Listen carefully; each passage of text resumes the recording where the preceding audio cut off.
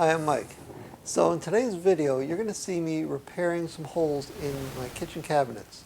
These are holes that were left over from some plumbing repairs that I had done recently.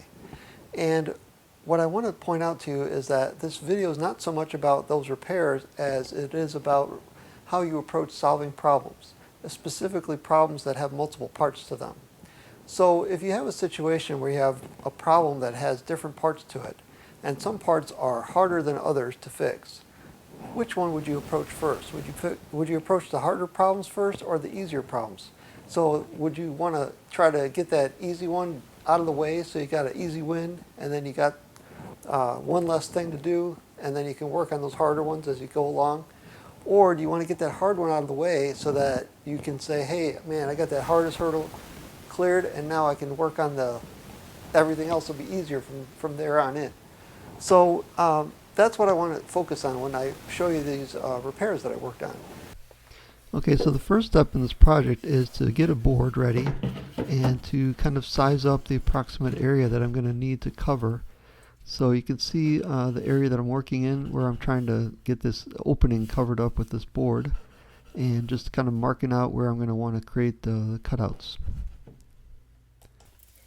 And now I'm doing a little bit more precise measuring, so I'm actually taking the locations of the pipes that I'm going to need to cut around, and then I'm transferring that information over to the board, and that'll give me a starting point for where I need to start drilling. And now I've got the board back in the shop. I've put the board on the drill press, and I'm starting to drill the holes where those spots that I marked in the kitchen for where those pipes are going to have to clear that board. Putting one hole in one corner and then another hole in the other corner.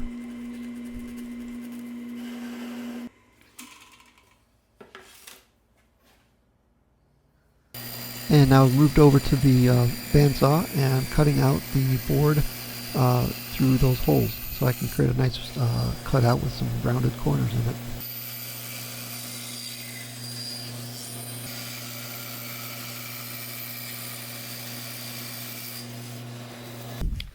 Okay, so we're ready to do our first test fit now, and we can see how the piece kind of fits, but now we found that the junction box on the left side there is in the way. So now I'm putting some marks on the board again to create a cutout for the junction box.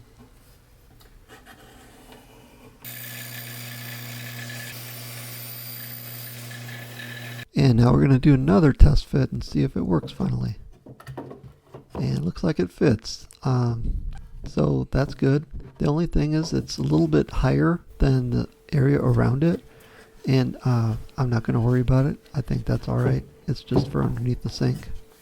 And now I'm just popping a few mounting holes into the board before I install it. And we're finally ready to put this board in place and put the screws in it and call this part of the project done.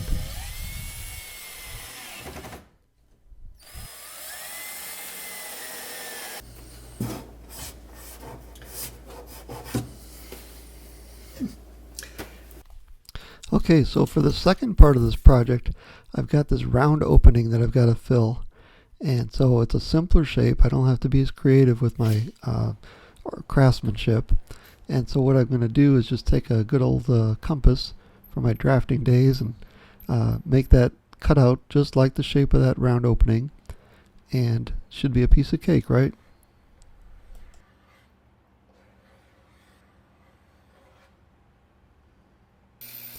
So now I've got that round shape all laid out, and I'm just cutting it out on the bandsaw. Real simple.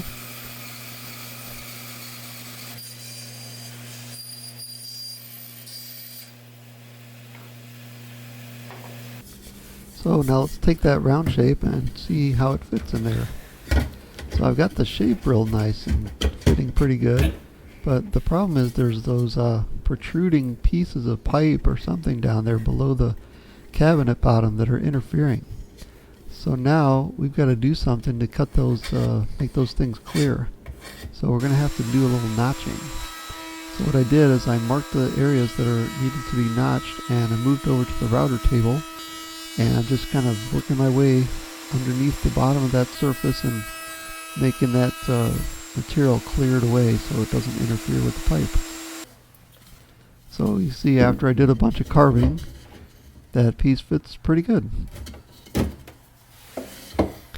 So now I just need to put some backer pieces in underneath that opening so I can support that insert piece so it won't fall through. So I'm just putting in some holes and some screws and just going to install that piece of wood right there. Get that underneath there.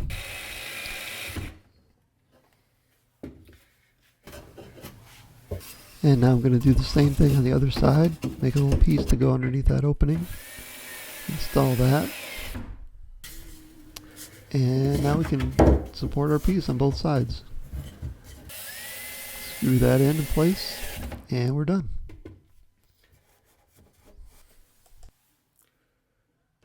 Alright, so now we're in the home stretch. This is the last repair. So we have a real simple opening here. It's just a square opening, and I've got the piece already that was cut out of there. So now all I have to do is make those backer pieces to support it. Only trouble is now is that little shelf above this shelf is too low and I can't get my regular drill in there. So to the rescue comes a right angle drill, and it fits just fine underneath that shelf.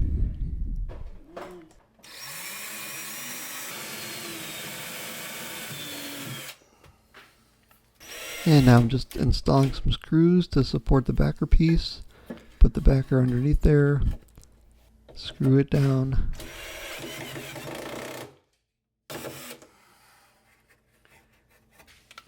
And I've already put the second backer piece in off camera, so our insert is ready to install.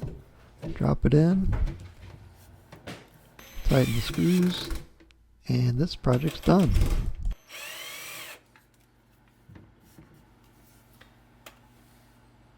Okay, so what do you think? So I chose in this situation to attack the harder problem first. It wasn't really that hard, but just relatively. This was the harder part, was to make that insert to have to fit around those pipes and keep on going back and forth to the shop and cutting out a little bit more, making it fit, you know, clearing that junction box and so forth. And then finally getting that piece to fit. And then I was able to move on, and then I worked on the round cutout and made that part, had to fit pretty close to the same hole that was already there. And then I had to do a little bit of carving to make that there was that piece of pipe that's already there that I had to clear. I didn't want to just cut around. I didn't want to ruin that round shape on top, so I had to carve around underneath it and still make it look good on top. And then I had to put those backers behind it to support it. And then I finally got to work on that square part that was already available. The piece was already cut to size because it came from there.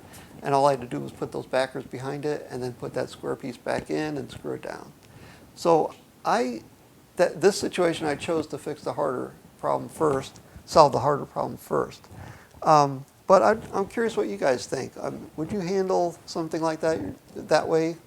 And you know, it could apply to any situation. I mean, any kind of project you're trying to finish that has multiple parts and different difficulties. You know, anything from, of course, working in the shop and making something. You know, if it's a cabinet or something, or a box that you have to have, maybe the joinery is going to be kind of complicated if you're going to use finger joints or something. And then making the panels may be the easier part, just cutting the panels to size. That's pretty straightforward. So would you handle that one in terms of, if you have a choice? Maybe you don't have a choice, but if you can, would you do the hard part first or the easy part first? I'm curious what you guys think. So, of course, that's just one example. This could apply to any kind of situation. You know, you're fixing your car. Maybe you got to figure out how to plan a party or something. You know, is there some hard part of it that you have to figure out first, or whatever? So, really curious what you guys think. So let me know what you think in the comments, and appreciate you watching my video.